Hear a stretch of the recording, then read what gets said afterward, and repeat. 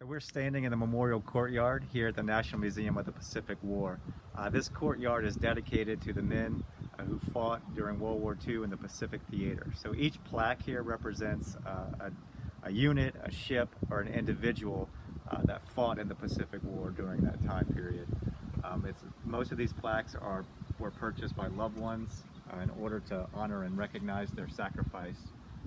We also have, if you notice, the brick path right here. All of the bricks are also named in honor of veterans who fought during the war as well. So one of the special things about the plaques is during the time when we unveil them, we actually hold dedication ceremonies.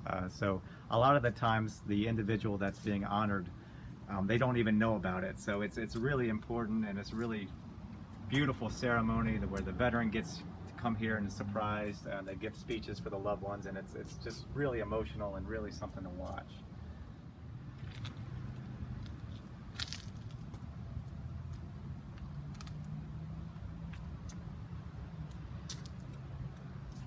So we're standing at the Presidential Plaza here at the National Museum of the Pacific War.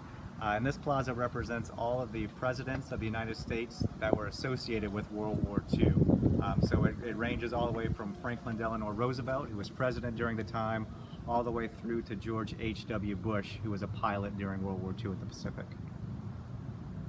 This section is what we call Seeds of Conflict, and it goes over the history of the relationship of the United States and Japan, what led to war leading up to World War II in the Pacific. So this area really covers the relationship between China, Japan, and the Western powers coming into the Eastern during the time leading up to World War II. Leading up to World War II, the majority of citizens in the country were isolationist.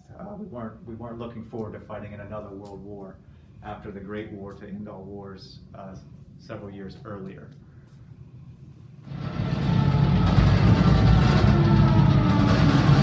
Japanese HA-19 Midget submarine.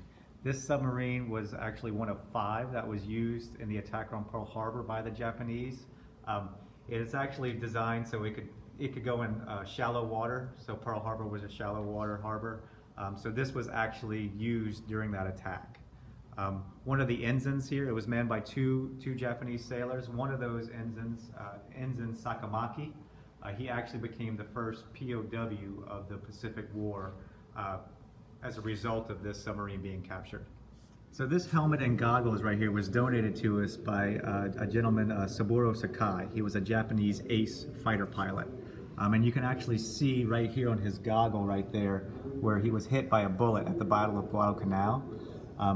So it hit his bullet, it hit his goggle, it went through his helmet. It actually knocked him unconscious. He was still alive. So this portion of the gallery covers the Flying Tigers, which was actually the American volunteer group. It was a group of pilots that after the attack on Pearl Harbor by the Japanese, these pilots went over to China as volunteers and were flying against the Japanese. So they flew in the China-Burma-India theater. And one of these pilots is a well-known Texan, probably one of the more famous Flying Tigers is Tex Hill. He flew the P-40 Warhawk. He was awarded several medals. He was known to Chenault, the leader of the Flying Tigers, as well. I think that's a photograph of those two gentlemen together right there. So a true Texas hero right here in our World War II, in our Pacific War Museum case. So this area of the gallery here at the National Museum of the Pacific War covers propaganda and censorship. So not only were our men fighting in battlefields in the Pacific, but at home we were fighting a propaganda war with the Japanese. So it was very important to keep morale up and keep Americans informed. We also had to worry about censorship because, like you see there, loose lips might sink ships. Means that we were, you had to keep secrets to yourself. You didn't want to speak and put our soldiers in danger as the war progressed.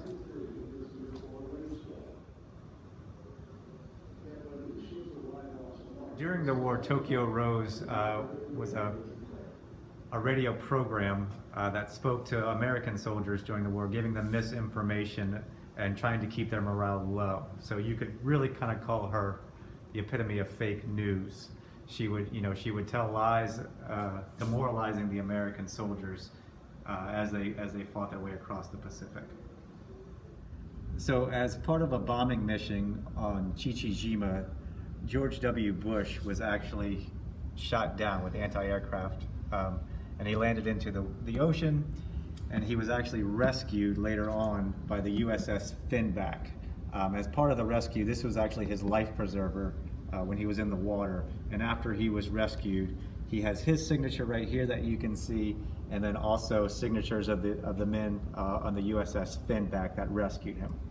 So this is a 1,000-stitch belt, and these were actually sewn and stitched by family members and friends of Japanese soldiers. And they were thought to bring good luck and protection during the war to their soldiers that wore them. So they were a very important cultural piece in the Japanese culture. Corregidor, those were the prison camps. Soldiers from the Bataan Death March were still being held captive there. So we were able to liberate a lot of that. And that's really that's MacArthur's big thing, right? I mean, he was kicked out of the Philippines when the Japanese first invaded, and he made a promise to return successfully, and that was his promise fulfilled, coming back and liberating the Philippines from Japan. This is actually a casing for an atomic bomb, similar to one that they used on Nagasaki, Fat Man. So this casing was actually the U.S. government actually prepared multiple bombs. They only dropped 2, but this casing was actually going to be used for another bomb dropped if Japan